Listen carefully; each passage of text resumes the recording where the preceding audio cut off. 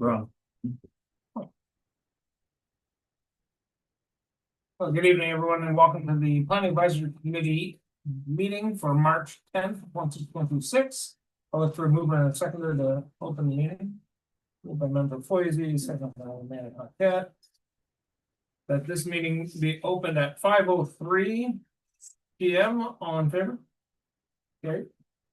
Adoption of the agenda. I'll look for a mover and a seconder. Member Foisey. And Member Paquette.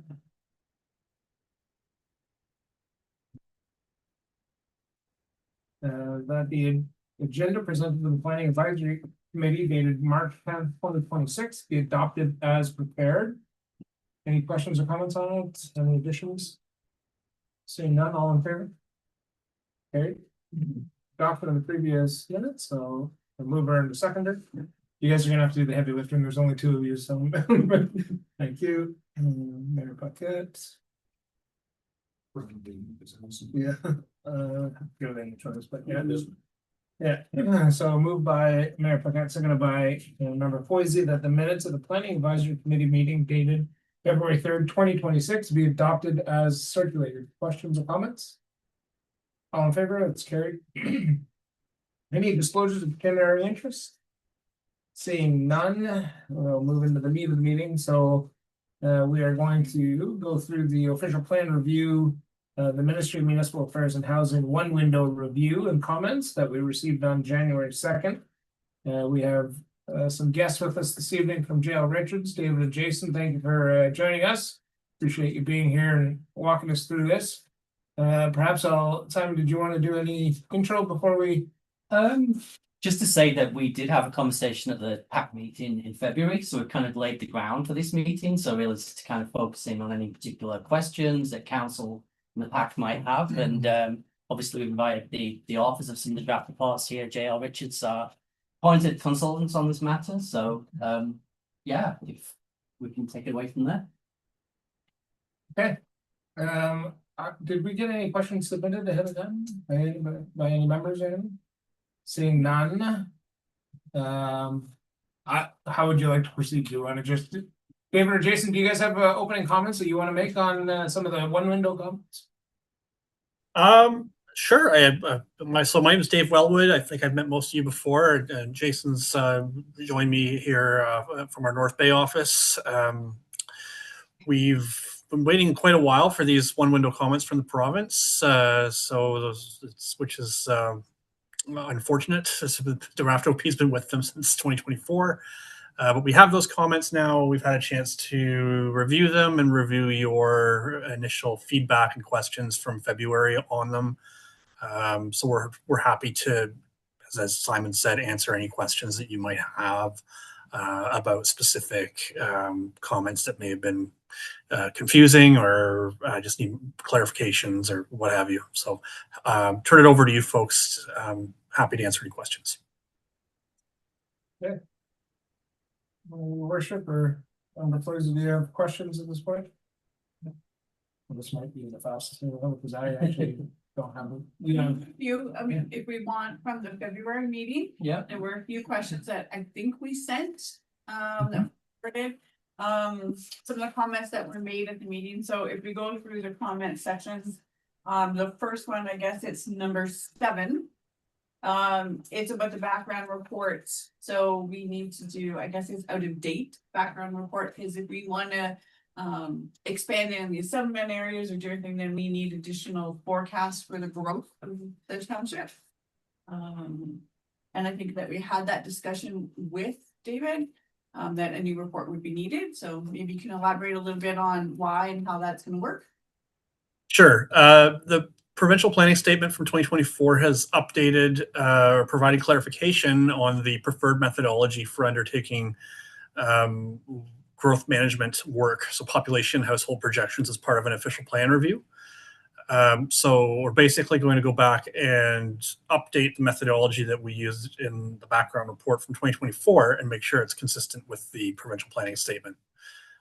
Also, just worth noting that the specific change in the PPS refers to the need to use the Ministry of Finance population projections at the district level, to take what's called the average share approach. So we will be doing that based on the most recent Ministry of Finance numbers, which are from October 2025.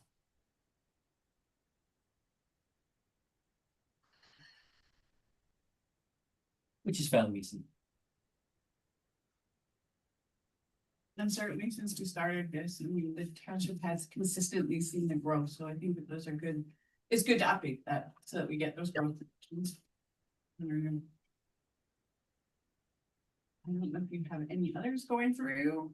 I'm kind of leaving this open to the PAC, really, I guess, is the focus. So I'm not sure what, so we as the PAC did, so heavy lifting the last time, what was shared with Gail Richards and what were the responses on this is? Yeah. Walk through that. The main kind of body of reports that I've been reading since the last meeting, so obviously the one window comments did refer to a whole series of different acts and regulations. So I've kind of been working with these binaries all tabulated. But one of the key issues that the PAC identified was the matter of the lakes being at capacity, which we have known through different reports for a number of decades, but it's really trying to understand how does that impact development potential for the township as a whole. Because it's one watershed, one ecosystem.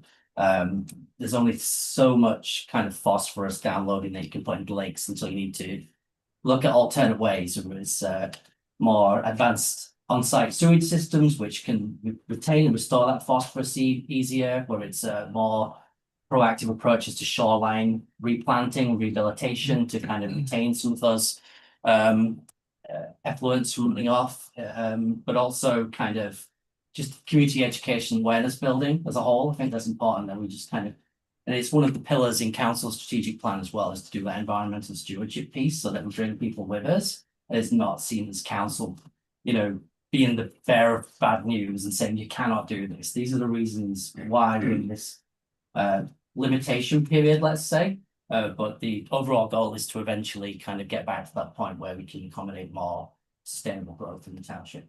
That'd be fair.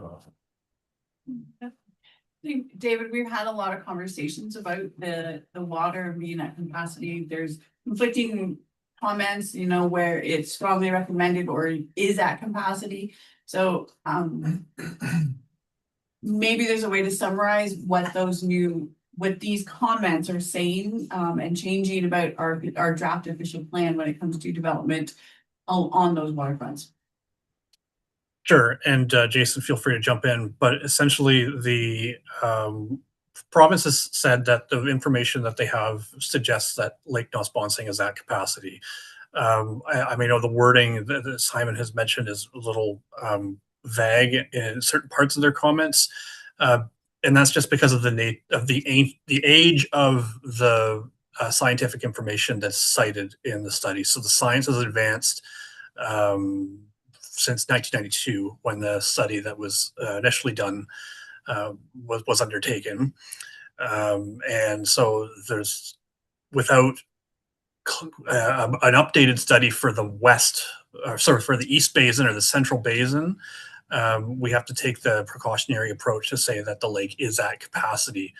Now, if there was a study for the East Basin of the lake that determined that there was additional room, we could work with the province to update the policies to allow some additional development.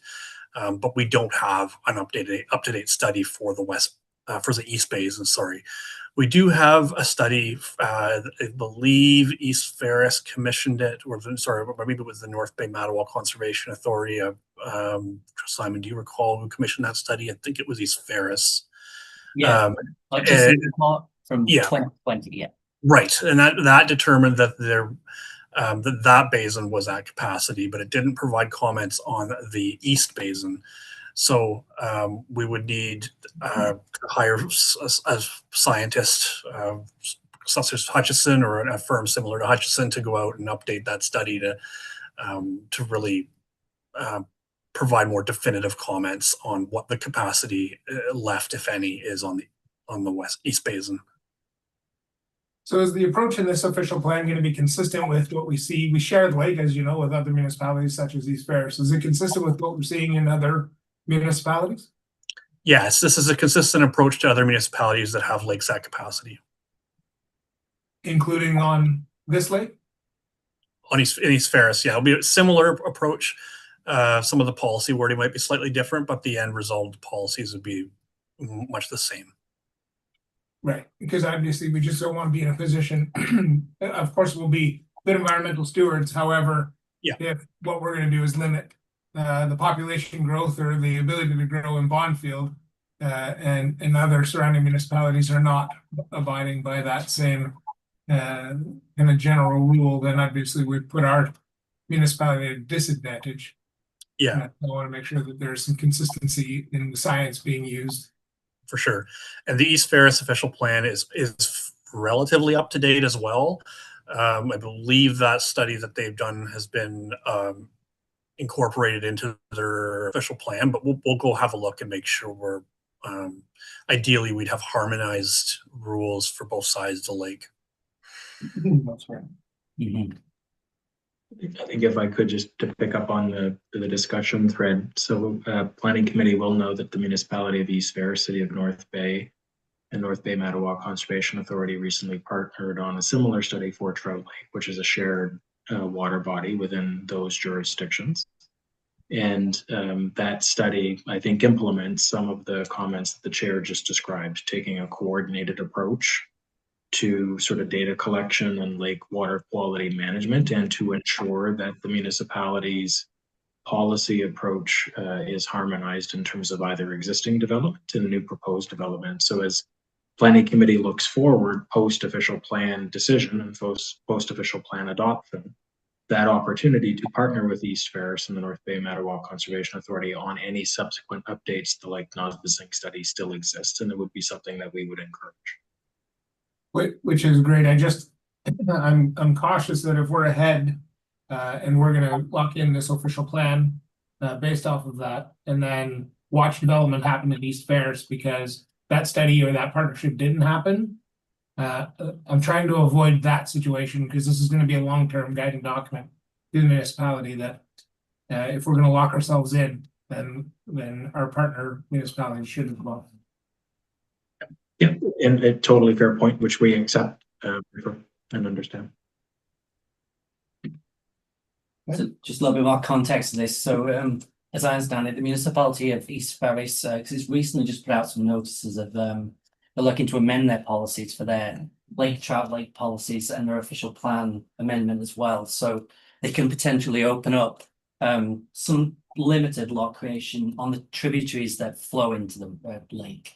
So they're seeing a distinction, and they're trying to, I believe Hutchinson may have been involved in this as well in the background, but there's a different approach to how you do the lake capacity assessments to the one that this is being based on. So it's really taken into account, I believe, just the ways to uptake phosphorus as well as the downloading of it into the system. So there's a lot of scientific reports to kind of substantiate all this, but they, through that, as I say, they have found a way to potentially open up more land. And Jason's got his hand up. Thank you, that, and through you, Mr. Chair. Yes, so we're familiar with that study because we partnered with Hutchinson on that work for the city of North Bay Mattawa Conservation Authority, as well as East Ferris. And the key difference, as Simon describes, I think, is, and as Dave described earlier, the partners came together and through that study updated the scientific basis and scientific understanding for both the level of phosphorus and the levels of dissolved oxygen within Trout Lake. And so through that study, the partners were able to bring forward the best available scientific evidence, which allowed them to look slightly differently at development capacity within the Trout Lake Basin, including the major inflowing streams, and also allowed them to bring forward some alternative recommendations which vary the provincial standard of 300-meter setback for all new development from the shorelines of a lake or a water body that is at capacity. And that alternative approach, again, is justified on the basis of the updated scientific information, which is why I was sort of talking earlier about taking a coordinated approach with East Ferris to updating the Lake Nosbizink study in the future so that scientific basis is equal to the chair's earlier point and the development policies are harmonized. So is there a way to frame our official plan so that it would provide that flexibility that if a study is done with new scientific information or methods being applied, that we aren't in 3 years from now coming back to jail Richards and having to re-engage you to change our official plan to allow us that development? So to you, Mr. Chair, so I think the farthest that we could take it at this point would be an anticipatory policy, which calls for the township to, work with East Ferris and other public agencies on a study update. At this point in time, given the scientific information that is available, we're not in a position where we can professionally make a recommendation to loosen the rules, if you will, because in the absence of new scientific information, we just can't get there from here. Could the official plan be written in a way that would say based on future studies or Sure. scientific, right? So that if it shifts in 3 years from now, that our official plan can adopt that as it's written? So to you, Mr. Chair, yes, that's a possibility. We can give some thought to framing the language as should this happen, then this can happen. Yes. Yeah, I think that would be helpful. Just, I'm concerned we're going through this process now, which is great, and hopefully gonna come out with a new official plan as opposed to an updated one, given the amount of changes that's required due to MMH. So that's great news. That's kind of what we're all hanging our hat on, the additional time and expense. But wherever we can, I'd like to protect that we're not having to revisit this in just a few years based off of something that we are talking about tonight as a potential possibility. So I think it's definitely a possibility. And if I could, one last comment on that point, Mr. Chair, if you'll permit me. I would encourage that, so if that policy is to be incorporated into the official plan through the minister's decision, that those folks that are involved in consent decision-making within the township will have to exercise the patience of angels until that study is complete, because inevitably there will be pressure from residents and landowners to defer to that anticipatory policy as opposed to the in effect policy that's based on the scientific evidence today. So as long as that patience of angels is there, then I think this is a fairly low risk move. If the patience of angels is not there, then I think the risk increases. Yeah, I think it's defendable only for the fact that if we were to say, we're based off of the only authority that we would be given now would be in our existing policy and our existing study.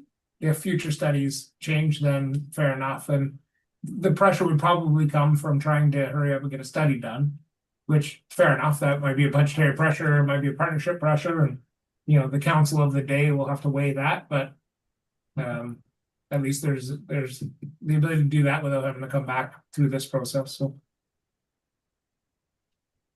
okay, sorry, your worship. Yeah.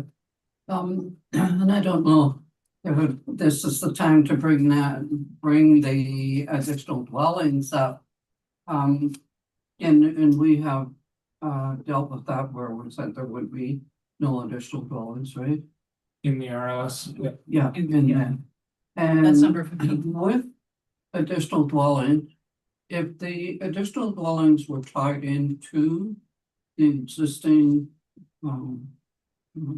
septics, or would that still eliminate the additional dwellings, or is there a way that we could bring this into the official plan that provided the additional dwelling was tied into the existing septic system? Because that's the main concern on the water, right? Is that something that could be considered, or is that something that could be considered down the road? Not necessarily if somebody was putting an additional dwelling on, and we understood through the Conservation Authority, right? So, but that was never really confirmed. It was confirmed in email, but it wasn't adopted as a policy by the NBNCA, so it's in that transition to be policy. And I don't know how you would monitor it, but say my son wanted to put an additional dwelling on for me. That's one person, and tie into the existing system that you have there. How would that impact the lake? How would that impact the water?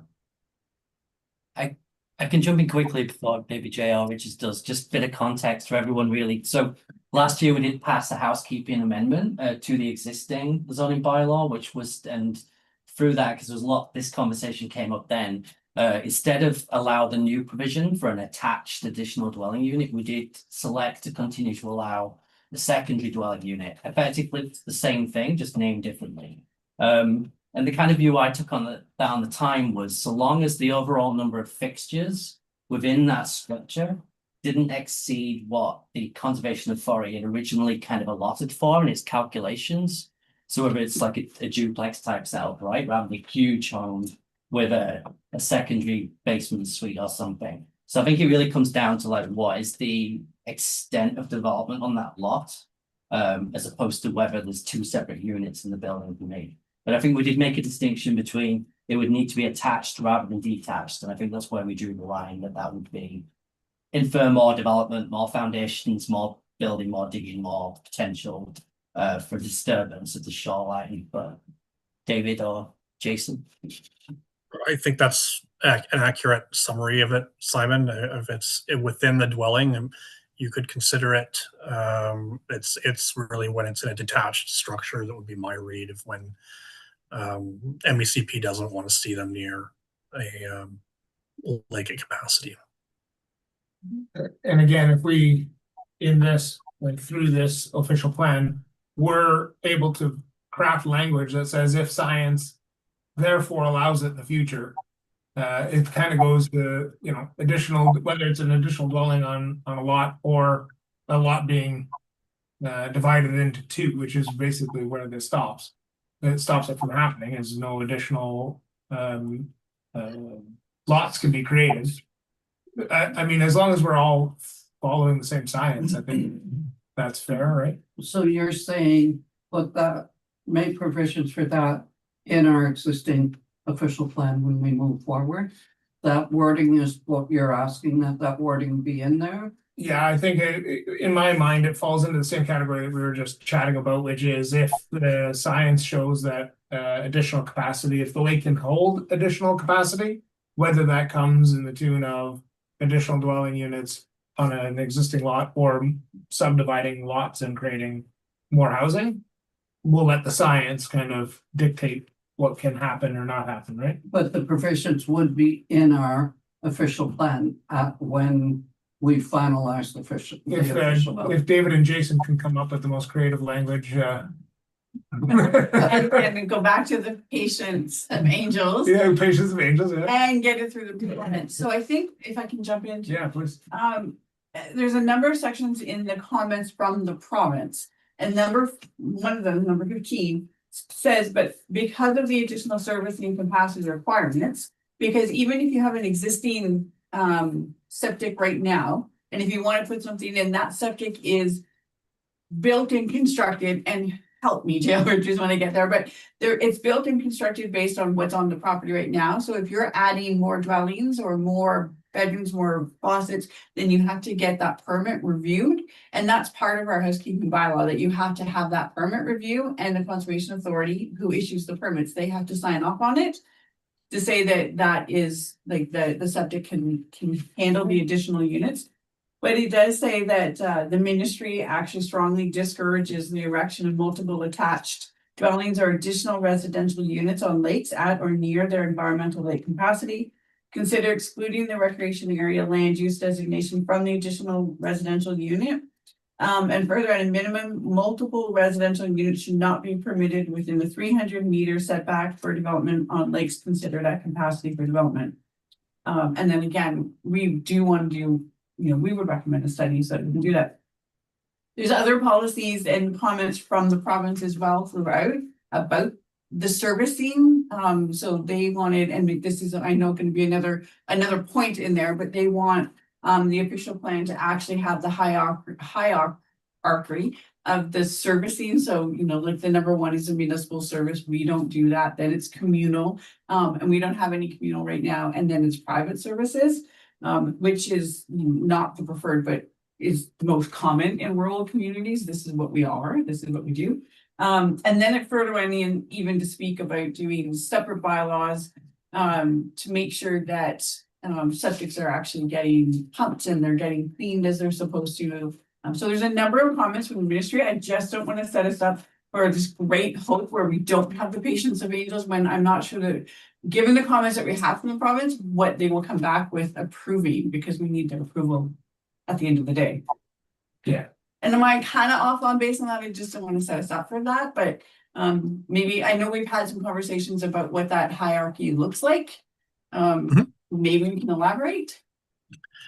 Yeah, so essentially there is a servicing hierarchy in the PPS, which requires that says that municipal services, full municipal services, are the full preferred form of servicing. Obviously, we don't have that in Bonfield. We only have individual on-site services. But actually, what's even more preferable in the servicing hierarchy is communal servicing. So, I think what we've proposed in the scope change is to at least explore through the background report what that could look like in Bonfield. So there are a number of municipalities that are taking creative approaches to communal servicing to allow sustainable growth and development of rural settlement areas. The most notable example right now that I can think of is in Frontenac County, some of the work that they're doing for their small privately serviced settlements to grow, because some of the municipalities similar to Bonfield, they don't have municipal services. So in order to accommodate those growth pressures, they need to be creative. So the stumbling block for a lot of municipalities is the requirement to do what's called a municipal responsibility agreement for developers that are proposing communal services. And there's some creative work being done to de-risk that approach for municipalities. So we're going to take a look at that and propose some policies that address that risk, but maybe perhaps permit more intense development in Rutherglen and Bonfield, thinking of potential that might help us make the case that if we need if we identify the need for a settlement area boundary expansion, for example, could say that development in the newly expanded settlement area could be of a higher density than what you see now if they use a communal approach. I like that.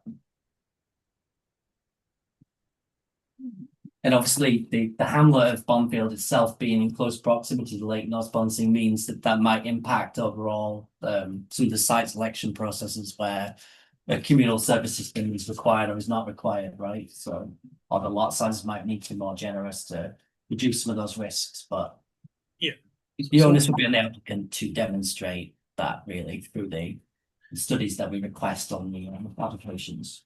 Yeah, and we've added some time for one of our civil engineers to do kind of an analysis of Bonfield to make sure that the soil condition, the ground conditions, the geology is appropriate for communal servicing, because there's some apparently, and I'm not an expert in it, but there are some limiting factors in terms of geography for where communal is more appropriate. So we've proposed to have a look at that as well.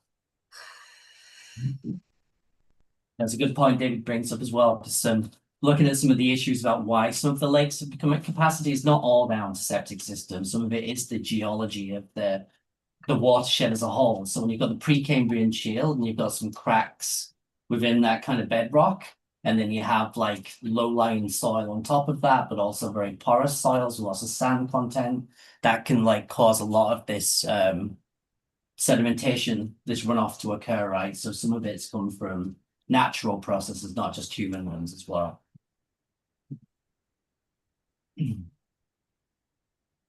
Okay.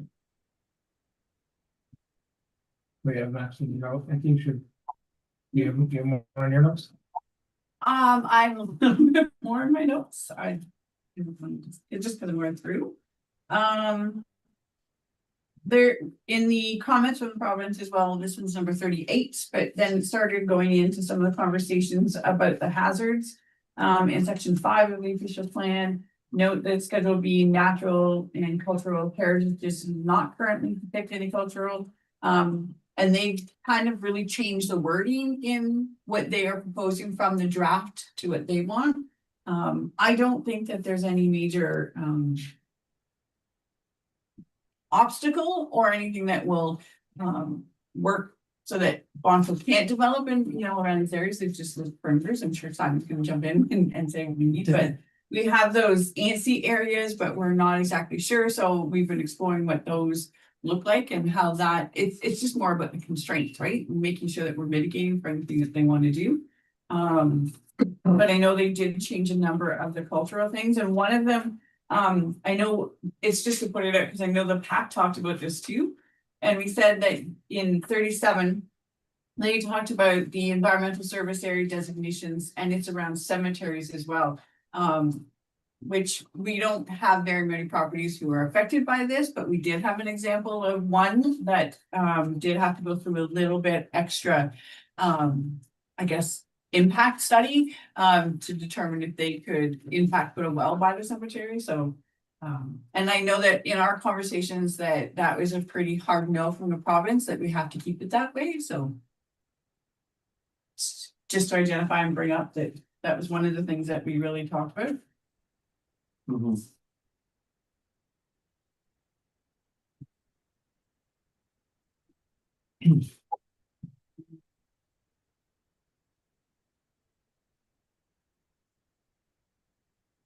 I guess in this as well, we do have the minimum lot size was 1 hectare.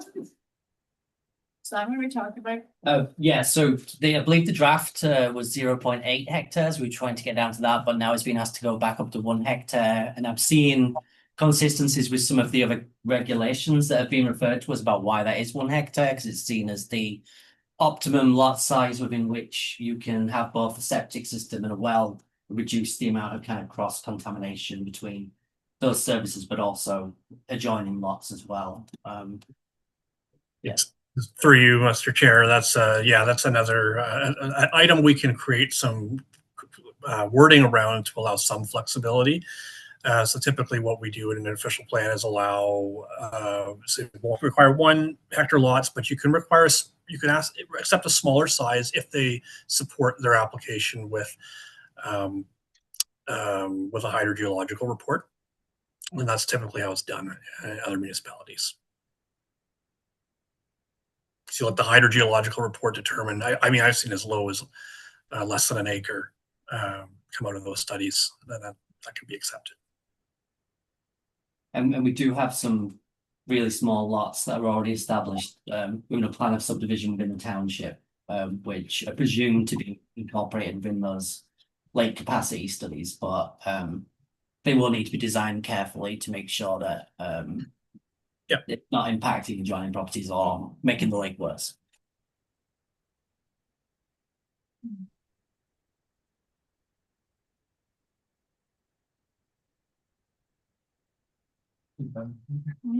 It does. I think the only, while we have you, question that I have is, we are getting through, I think which will be our zoning bylaws, some push on prime ag and some change to what historically has not been prime agricultural land within our municipality being forced to become prime agricultural land, which anybody who's local, will just shake our heads, or anybody who's a farmer is going, that makes no sense. Are you seeing that across the province? Yes and no. I would say, I mean, the province has a provincial interest in protecting agriculture and promoting food security. So that includes rural Northern Ontario and Bonfield. Definitely heard concerns from across our municipal client base when the province suggests that new lands should perhaps be designated prime agriculture, but that's why we did the AILS study to determine what really meets the requirement or really should be considered prime agricultural area. And there are policy parameters around that that provide some flexibility, but the main thing is the province wants to protect the agricultural land base from fragmentation. So as we know, in Northern Ontario, our farmland has already been pretty significantly fragmented. So the idea is to protect our food security going forward by trying to reverse that trend. So perhaps this is unfair to ask you to comment on, but what I'm actually seeing is we see lots of development happening on prime agricultural land that's not in the municipality of Bonfield, quite frankly, not even in our area. But it feels as though there's a push to make sure that there's not a net loss of prime agricultural land. But really, it's not prime agricultural land that is being designated as prime agricultural land. That's being developed down south. Yeah, It may seem that way, but we would never recommend, designating something as a prime agricultural area unless it meets the criteria. There's specific criteria that's laid out for a land area to be designated as prime agricultural. So in your case, there are a few small pockets that do meet the criteria. They may not look like some of the farmland in southwestern Ontario, which is 100% prime ag, but they do meet the criteria, which allows for class 1 to 3 soils and associated class 4 to 7 soils. So in Bonfield, you just have less class 3 soils and below, and you would have more class 4 to 7, but it still meets the criteria for a prime agricultural area. I think part of the update as well is we were going to look at, is it a different rural designation as well, just so there'd be like a rural agricultural designation and rural residential, and that is, perhaps we can convince the province that that is our, they want it to be prime ag and we want it to be this, so that we're not going heavy right at the beginning. Yeah, and this was some of the feedback. So we did the agricultural forum here in Bonfield back in November, and yeah, a lot of farmers that were not keen to see it be prime ag, but they would like to see some benefits of there through the designations and zoning of having a farm-based property. So we know that you can have additional dwelling units, more generous provisions for productive farms that could be incorporated into that policy. On-farm diversified uses as well. So how can we kind of make it more of a carrot rather than the stick exercise, really, to have that designation? Yeah, and the agricultural area designations they are more, I think there's maybe some misunderstanding about what is a prime agriculture designation. The range of on-farm businesses and on-farm economic opportunities that are provided for in prime agricultural areas is pretty large. I mean, if you have a look through the permitted use guidelines for prime agricultural areas, there's a lot of really cool stuff in there. So it's really about promoting those types of farms and farm businesses for the economic future of our municipalities, not just for protecting our food security, but I would highly encourage you to have a look at those. There's some really good examples of the types of uses that we want to be promoting or will be promoting through this OP and zoning bylaw. May I respond to the original question? sure, please. I think it's also a question of time, and it's a question of when official plans are adopted and approved. So I'm reflecting on your question, Mr. Chair, and thinking about the community that I live in, which is Greater Sudbury. And Greater Sudbury's approach is to protect class 1 to 3 soil only. The policy environment within which your official plan is being approved requires the same standard, but in the 2025 provincial planning statement requires that you consider an agricultural system approach to recognizing the prime ag area. So there has to be some recognition that the policy benchmark and the standard has shifted. And you are one of the first communities in Northern Ontario to grapple with this question. The second is the municipality of West Nipissing, which happens to be my hometown. So I would sort of suggest that, if there's some exchange of municipal best practices and approach and consistency and response between communities, that would be an opportunity to do so with Bonfield and West Nipissing. It's a really good idea. We're not even comparable to West Nipissing as farmlands. Our lands are totally different than West Nipissing. Yeah, your farmland Is rock and clay. Yeah, no, I get it. I get that you're different communities, but you're operating in the same policy environment is the point that I'm making, with similar land assets. They don't have to be exactly the same. They just have to be similar, and you count as similar. So understanding what those consistencies and approaches are, or potentially what approaches West Nipissing is taking to introduce some flexibility into their planning documents, I think that would be important. Again, in the spirit of benchmarking your policy against your neighbors within the region. So that leads my follow-up question is what is within our authority or scope of authority as on the local level as a planning advisory committee and through us, the council? So is it, we can say we will go to class 1 and 2, not 3 and 4, is like, or whatever, Our like, soils are 4 and. right, so, but to your point, Sudbury, like you had said, the municipality of Greater Sudbury sounded as though they took a position, yeah, so what is left in our decision-making authority? Yeah, it's a great question. There is always, and I like to believe that planning is about balancing local and provincial objectives.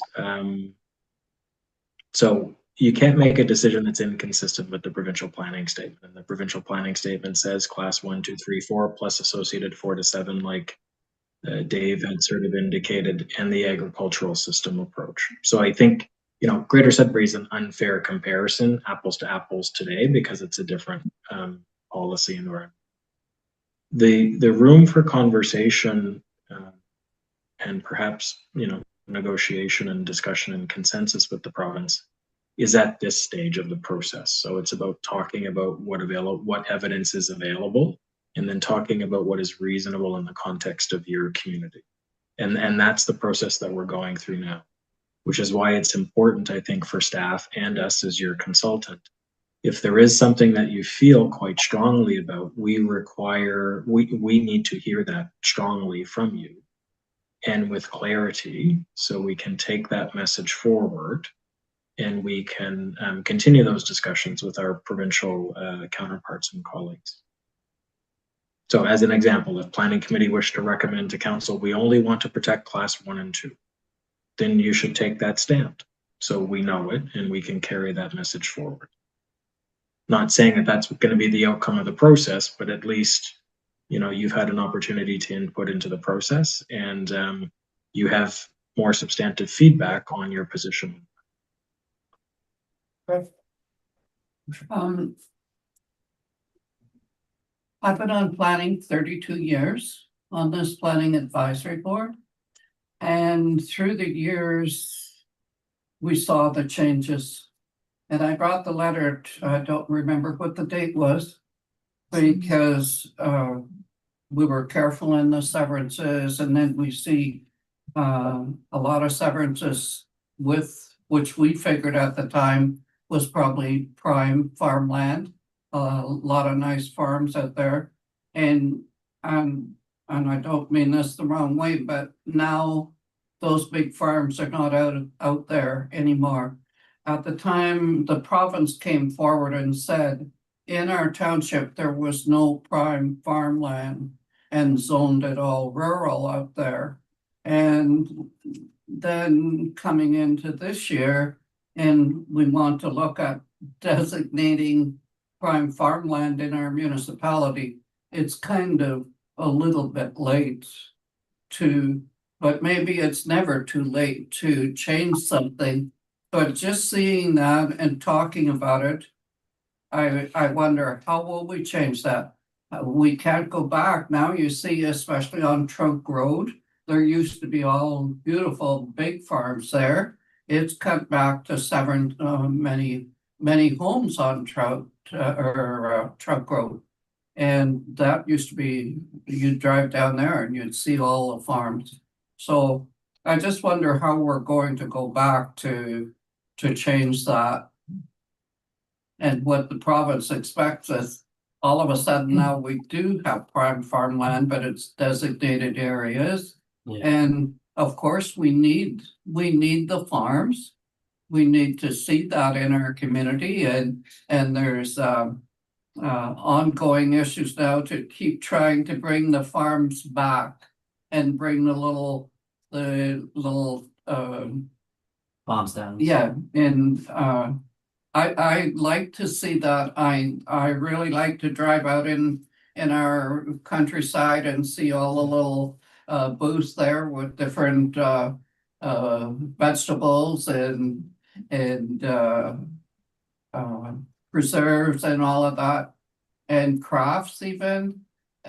I like that, but I just wonder how we'll get to the prime farmland again, how we'll go back to that and how we'll change it. So maybe just to clarify, correct me if I'm wrong, JL Richards, but I don't think that we're looking at designating any prime ag within Bonfield. What we're looking at is the subcategorization of the rural designation. So rural agricultural, a much softer version of the prime ag, but obviously would have some kind of provisions within that which are beneficial for farmers and would help stimulate this agri-food network that we're being asked to build out, which we know is not just good for planning purposes, so it's clear which lands have a degree of protection, let's say, but that we actually have a base from which to grow and produce food that we can then sell economically as well, both to local markets or whatever infrastructure comes from this in the future. So then, for severances, when you're talking about severances and how are we have to designate it as prime farmland when it comes to doing the severances, don't we? Because prime ag, you can't sever, can you? Like, I can't sever land off my property for my kids for, on prime ag. Yeah, that's correct. But you are allowed to do farm, you're allowed more than one dwelling on a property, so your children can still build on your agricultural property. There's provisions, I believe it's in the PBS, but there's provisions that it's just a farm building cluster area. So they're just not everywhere all over the property, but you can still do it. And we've already created those policies that allow more than one dwelling on a property.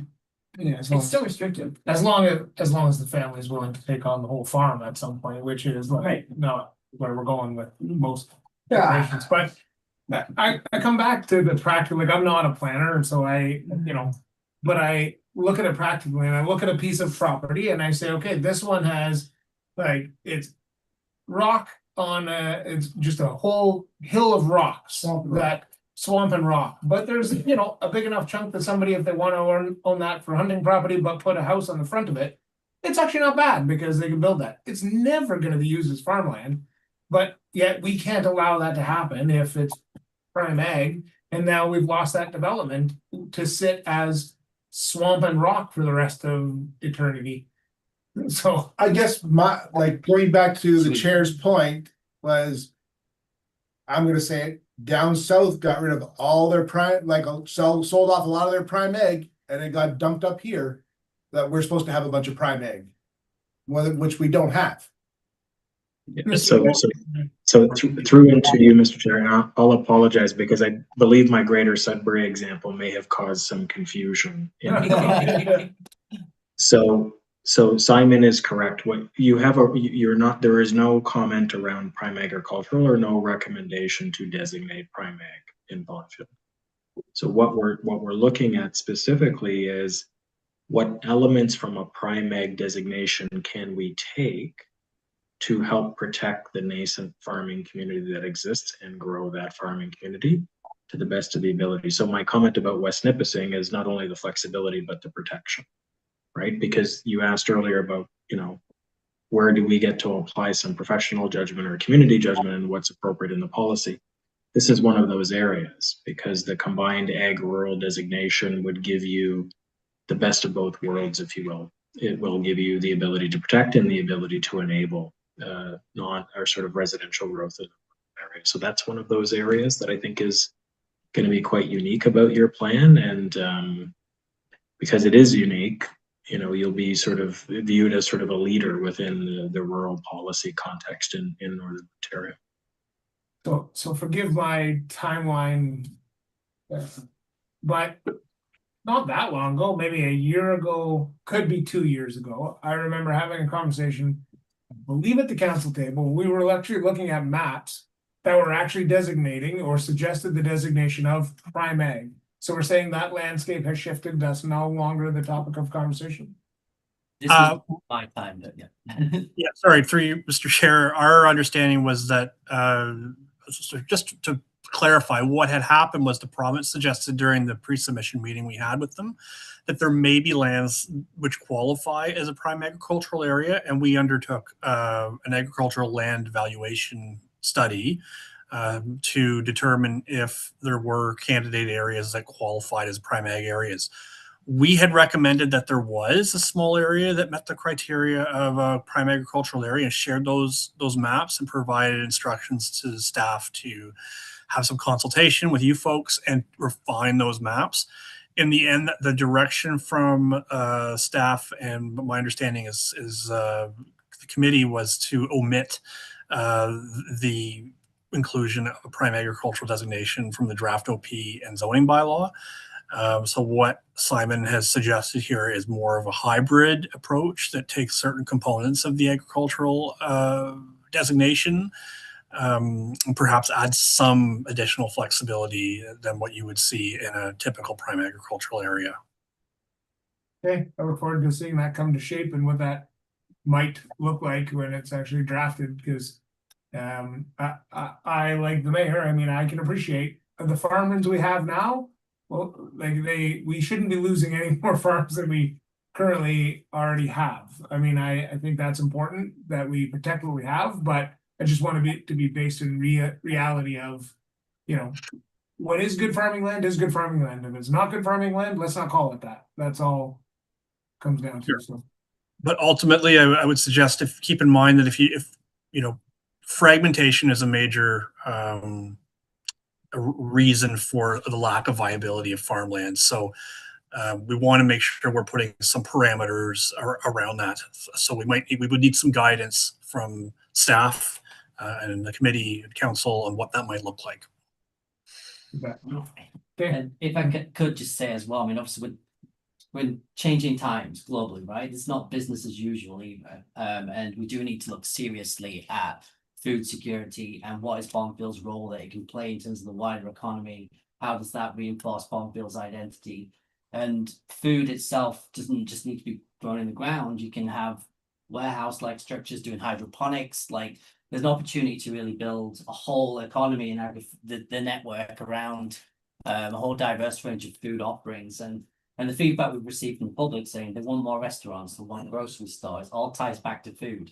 So, you know, the more of the food that we can produce, whether it's on the farms or in these other structures, the better, really. Yeah, I look forward to seeing the business case, because I'm all for being on the forefront of this. If there is actually a business case to show that Bonfield will be successful doing this, as opposed to cutting ourselves off at the knees to say we're not going to allow certain development because we want to leave room for development that does not come.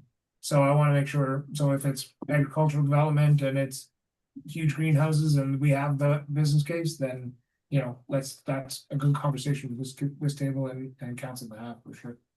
Yeah. And some of the spin-off industries within agriculture itself, not just food production, it's people making fence posts or selling farming equipment, or there's, you know, we don't have anyone in this area that can process meat. I'm not saying we have a full abattoir, but there might be.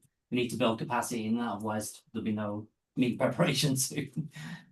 If Bonfield's economic future is built off of agricultural, I'm happy. If that's where we can go, then that's fantastic. It's just, I don't want to put all of our eggs in one basket if that basket isn't viable, so. Yeah, it's just to Big growing eggs. But I will be wrong. So. But we do have the funding in place for the economic development strategy. So when that RFP comes forward, it can be a component of that study to look at that as a sector, as the opportunity in that broader sense. Yep, great. I don't know if anybody else has anything else to add to that. Anything else to add to the broader, any other questions? And we have some guests with us tonight, with Councilor Featherstone and Councilor McGuinness, who aren't actually on the committee, but joined us tonight. We've invited members of our council, so I'll open it up if you guys have any questions at all.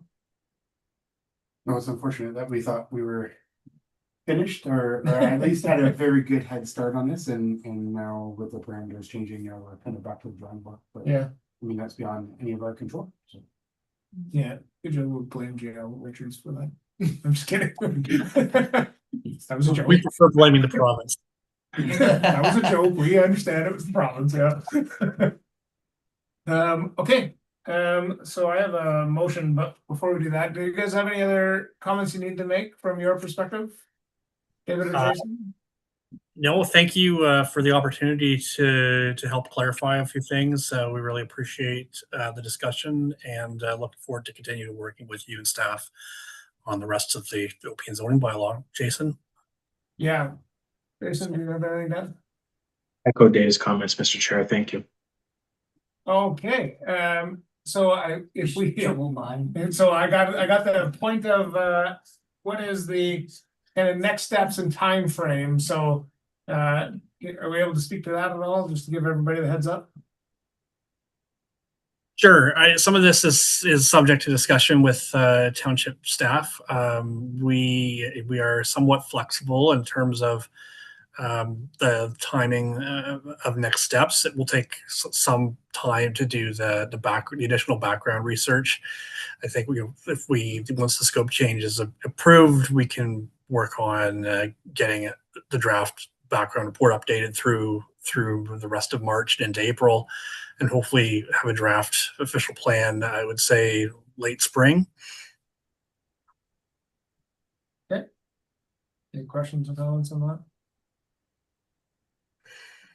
Given I mean, I've got two big binders full of here, as I'm sure you do as well. I mean, to do a lot of cross referencing. There were quite a lot of comments, I would say, on the one window comments. Have you seen that many on draft plans before, or?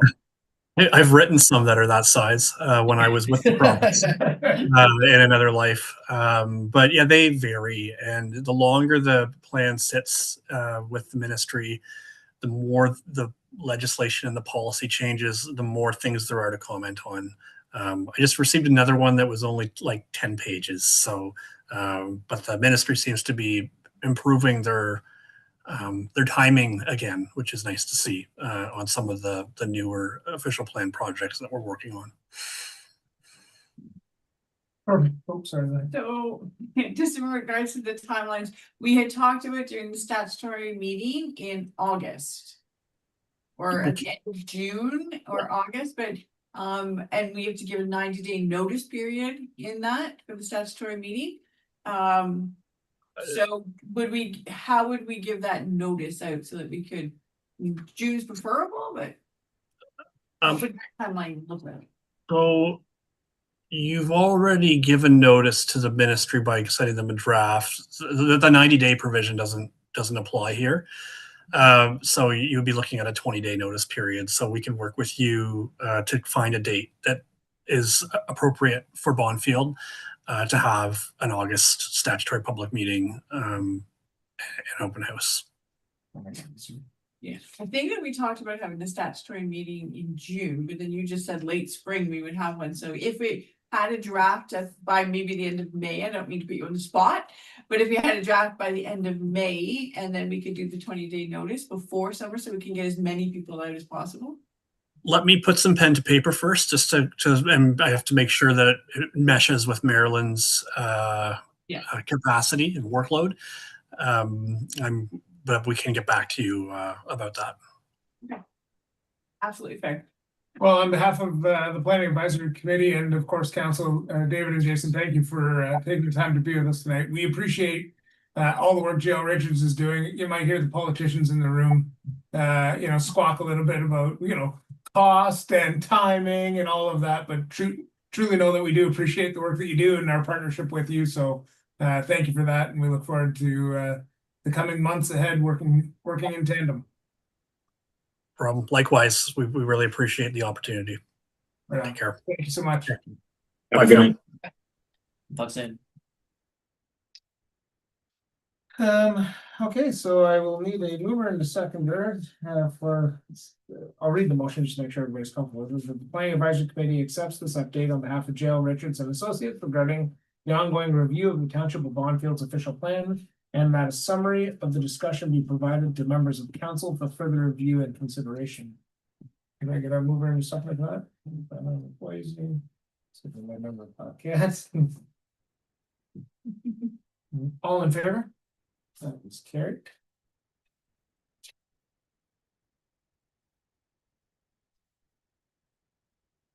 I don't know if it's correspondence out of business. Okay, Okay, so, so just because the chair hasn't, I'll let you introduce it. yeah, thank you. So under court, well, we'll move to correspondence and other items.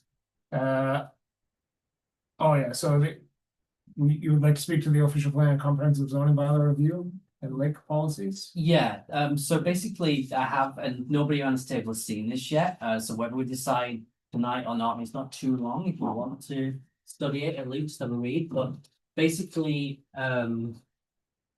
reading through all of these documents, it became quite clear what the policy direction might be, but going back to the point earlier about the need for flexibility, let's say, and not jumping the gun until the actual new official plan policies are put in place. We feel because we're about to enter a new development construction season, and until this new plan is put in place, which is going to have tighter policies, even though these fee is quite restrictive, I would say, in terms of shoreline development. That we almost need a statement of intent, if you like, to go on the website to say, you know, moving forward, lakeshore development is we're going to exercise a little bit more caution around this, but also refers to some of the proactive measures that staff and council will look to place over time. So this, we figured, just because it is potentially a sensitive issue, that we'd just bring this draft text to this committee / council to say, would you be okay with something like this going on our website? I did previously run this by our consultants who were online there, and they were generally fine with this. They said it read well, so yeah. Paul, I have comments, but I'll open it up to. I'm just wondering, are we taking on the responsibility of the Conservation Authority by us monitoring all of this? I mean, we're not taking on responsibility because they are the authorities. That's that they retain that. This information is based upon the advice that they've given us in emails, but also in some of these reports that were referenced after the last meeting. So we've been going through them. We have the Lake Nosbonsing Watershed Management Plan. Yes, some of them are a bit older, they date back to the early 90s.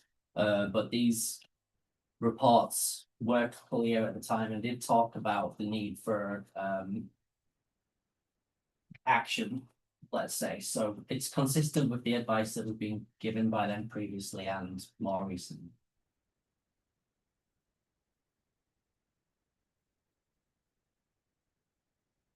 Any other form? I mean, my thoughts are, I think that this should, planning advisory can have a comment if they like, but I think this actually should go to council for consideration. I'm not super comfortable trying to get too far ahead of or presupposing what is gonna happen in this process. That I understand the science, I get that. I understand why we would maybe feel the need for haste in limiting how people are going to develop, creation of new lots within 300 meters of the local area lakes, further restricting some of what is existing in our policies. And it might get there. If we're not there yet, I don't want to get ahead of what our policies are. Would be my initial thought on it. I'm kind of the same, like, why not just stick to what we already have until they actually change the policies. Right. I Yeah. mean, if we start changing stuff, you're gonna hear about, Oh, yeah. you're gonna Yeah. hear about it. I mean, if our policy reads this and we've changed this. Yeah. I guess my main thought or concern around this, that somebody's been hanging on to a lakefront property for all these years, might suddenly try to jump in ahead of the new plan. But isn't it already like, there's already a lot, it's already approved for everything. You mean if there's an existing The lot? existing and they lot's haven't already built- approved for the septic, the well, the size, everything. If there are already lots of record and they've been approved, then yes, that would be presumably be has been factored into these calculations and would You're be talking severances. new development, everything that's beyond. It just needs, it's in the middle of a 300-page official plan, where there's one policy that says, you know, kind of like about the 300 meters. It does exist within this to say that it shouldn't, where lakes have been deemed to be at capacity, but it's kind of not brought to the forefront. And if it is to be the new policy, then if people in the community are investing time, if they're bringing consultants on board, if they're actively seeking to build out their properties right now, they should probably be clear that well, maybe it would be treated favorably, but it could be a no from the conservation authority, it could be no from a whole range of ministries, because they've already said no through this OP process. I'm fine if what we're trying to do is communicate potential landmines that are out there, if somebody is Yeah. looking to do that. Is, you know, if somebody is looking to purchase a piece of property in Bondfield, I want them to do it with their eyes wide open. I don't want it to be they purchased it and then all of a sudden they get hit with all these challenges from the conservation authority, Right. or I didn't know that, or I'm fine if that is what the intent of this is, but Yeah. not from a restrictive, it's a heads up. Yes. As opposed to, this is gonna be, we're frowning upon somebody wanting to do this, if somebody can proceed. If what we've done is given them some of the challenges they may face and they choose to proceed. Until our policy changes. Then we should not be discouraging that, other than watching for landmines. No, well, I think that Simon, bringing this forward and making us aware of it, I think that people should be aware of it. But I feel that it's not, it shouldn't come all on our municipality. Because that algae, all of that sort of, whatever is out there has been in existence for some time, and no one has monitored that. And the issue, I can remember back when I was the mayor last, that's 15 years ago, and there was an issue with the algae on Nosmancy. And the Conservation Authority was going to try and put it on the municipalities. Okay. And I said, what's your job? Because it should be monitored. We should become more aware of our lakes and what's out there. And I don't disagree with that. But Not at our cost. we would be putting, you're right. We would be putting the cost on our municipality. I think it should be a joint effort. There's not just the township of Bonfield on Nosmancy. Yeah. Not just the township of Bonfield over on Talon. There's an organized, or they don't like you to say that, municipal townships without organization.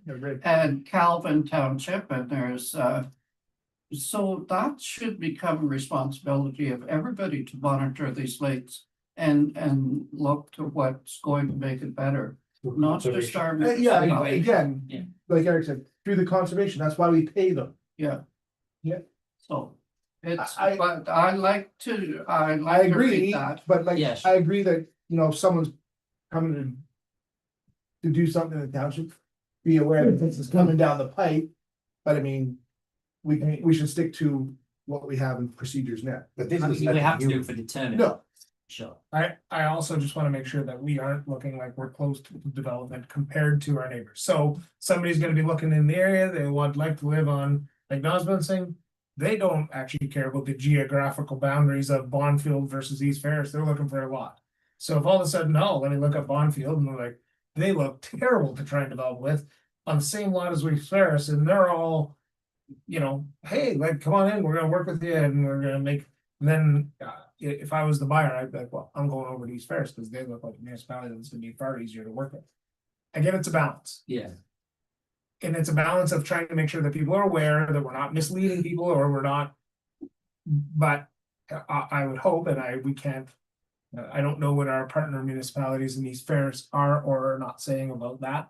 And so to go so far out that we are well ahead for all of the right reasons, perhaps. But it's gonna put us in a bad stead when somebody's looking to potentially find places to develop. like Chisholm's involved in Lake Nosmancy too, so I mean, let's see what they got going on. Right, yeah. Mhm. So that's the balance. So I have not had that. Yes. But I would like. this, if planning advisory, which really is just at this point, you, Eric, because the mayor sits, she runs council, so she'll be at that meeting. So I don't know if you have any additional comments on this, but I would actually like to be a council conversation. That's fair. It depends too how fast you want to develop Brownfield, and if the township can keep up with the development. Maybe you have to. That's another thing to consider. Yeah, for sure. I don't It's know that- becoming a reality, right? It has to be looked at. I don't disagree, for sure. I think it's council can give some direction as to how we want to portray that out. You know, hopefully in partnership with our other municipalities, hopefully with, you know, similar language by everybody. Then it's equitable playing field and we won't have stubbed our toe when everyone else is out running, right? Should be a lake policy. Yeah, I agree, which is where the conservation authority could step in, because they are the overarching.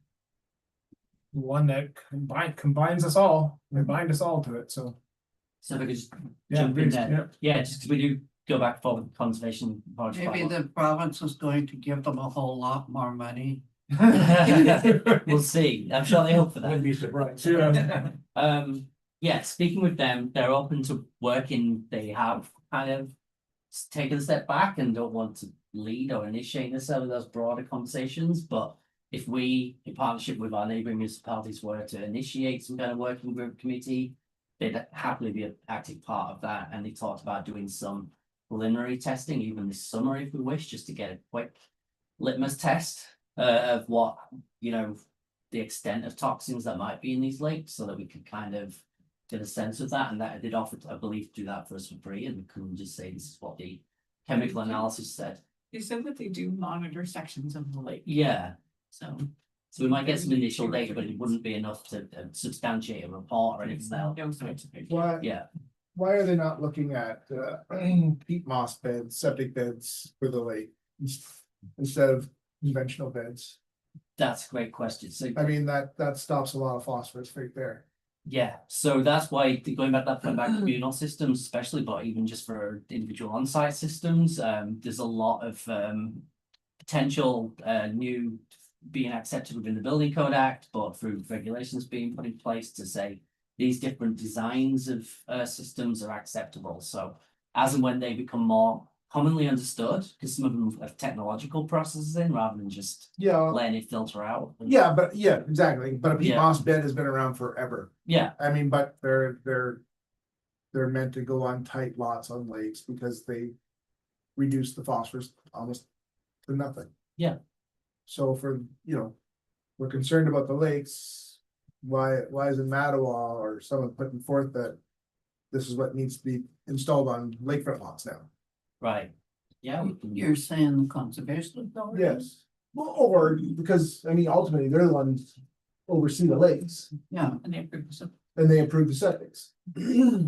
I can tell you, this would be a whole lot easier, I mean, with some wording changes, if it had if it had all the municipal logos that surround the lake and we're all joint messaging and it's all pushing. So if you wanna work with your counterparts and or it comes back to council, we refine and then we pass a motion to share it with and if we can get other municipalities to pass a motion that we would have shared communication around the lake development, that makes me feel very much more confident about being able to do that. Now, fair. Not only Noswan saying, you got Right. Town Lake that Absolutely, we're gonna have to. Yeah. I like that.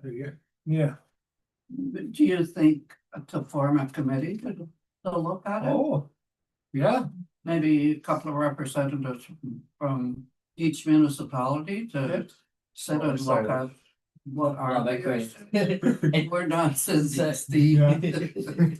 and maybe, if there's gonna be things that we need to work out, I think a committee is great. If we send a draft, or if the council says, you know, please communicate this to, and see if we can get resolutions out of the other councilors, and it's that quick and easy, and great for what we're communicating this year, if that's kind of, we're trying to get ahead of a bit of a problem that we know is coming.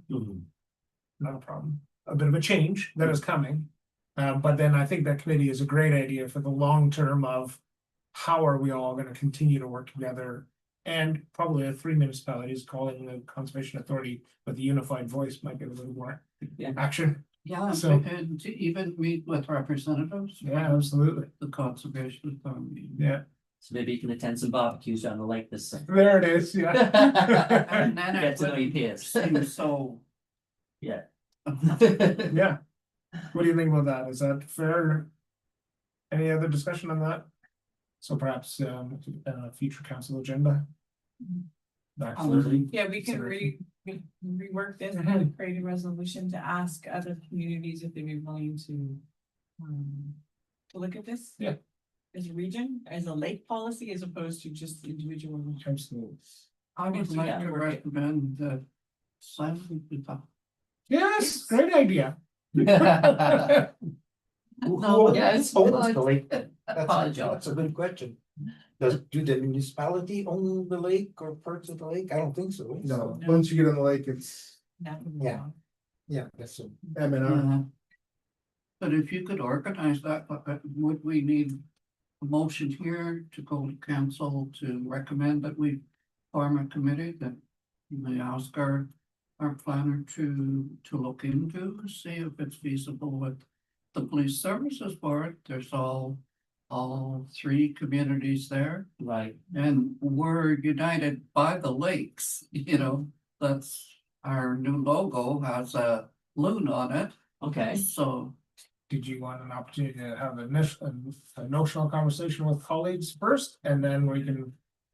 Like, I feel like all of a sudden we went from you're trying to be ahead of us, and now all of a sudden I feel like we're ahead of you. No, So, this is actually what I hoped would be an outcome from today is that Yeah. we take these steps over the summer to build those relationships and start to form a path, whatever that is. So, So not only with the conservation authority, Ministry of Environment, Natural Resources, they're all in there. yeah. For the lakes too, so. And not just like, no, it's also town. Yeah. I think we're early for a community. I think drafting a letter and trying to get the other municipalities on board is our first step. Yeah. I mean, it could be as simple as, yeah, we love that letter and throw our logo on it and we'll share it around too, and then we're kind of done for a while. Right? yeah, and then the committee would be just to try and advocate for the more up-to-date studies and all of that. So. Do we need a resolution for that, or maybe that's just the council conversation when it comes forward? What do you think? you about know that? what, if we don't do anything, 15 years down the road, we're still going to be saying we should do something. Yeah, exactly. I agree with you. And the lake, the quality of the lakes won't get better. Pardon me? Just the council, and then if we need a resolution at council for, But do we need a recommendation from the planning to council? I don't think so, only for the fact that it wasn't actually sitting on the planning advisory committee, It is true. It was just correspondence. it's just so- correspondence. So I think if it comes as Well, that correspondence. came under correspondence, didn't it? Yeah, I mean, we can pass it. I mean, it's not hard to pass that the planning advisory Just committee. pass on the correspondence. Yeah. Do I have a black one?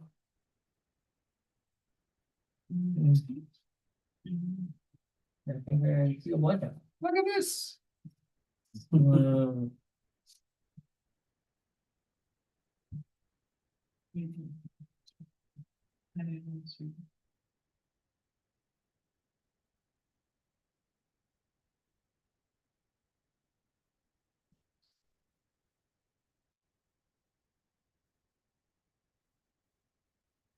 Resume inspect the zoning administrator to. This is sweet. Neighbors.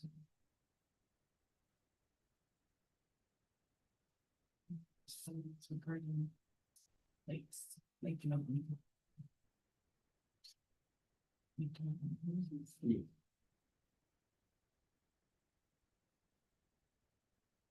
Who starts when I work, but just maybe actually a formal meeting to kick that off. Once if it gets past the council approach.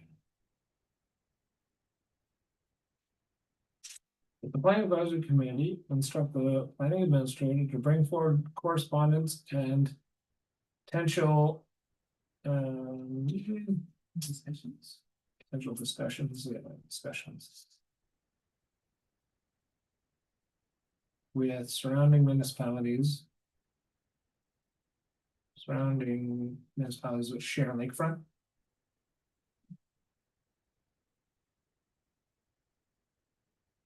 And if other communities were aware of it, then over the summer, they might, whether it's just taking notes or just start to really kind of look at the lake as they see it, right? From their shoreline, from their community, and then it just could form part of those conversations when that committee actually comes to be. The other townships are getting the same information we are, I'm assuming. Well, yeah. Do we just with share lakefront, and do we need to say and watershed, or just, are we okay with just? Could say watershed is done to assess on a watershed basis, yeah. Just both. Lakefront and watershed. Watersheds. I don't even know if that's a word, so moved by member Paquette. Yep. Second by member Poise, thank you. Moved by member Paquette, seconded by member Foisey, that the planning advisory committee instruct the planning administrator to bring forward correspondence and potential discussions with surrounding municipalities which share lakefront and watersheds. It's a bit messy and clunky, but and then we bring forward to council is what it should say, right? So bring forward to council, and then the resolution from council should be whether or not you reach out to other municipalities. Name the lakes and. Bring forward correspondence, potential. Well, I believe it's referred to as the Lake North Bonsey watershed, which includes the tributaries, but also Tyberspun Bay and that feeds Talon, but I believe the river and Bay is part of the North Bonsey. I think the algae is more in Northwoodsing and Yeah, Talbot. yeah, seems to gather most around the public beach area. Yeah. I never heard of the rules and I was. Okay, so that the planning advisory committee instruct the planning administrator to bring forward correspondence and potential discussions with respect to engaging surrounding municipalities. Discussion to council, sorry, to council. With respect to engaging surrounding municipalities regarding shared lakefront and watersheds. I mean, it's good, the gist is there, it's a bit messy, but. All in favor? It's carried.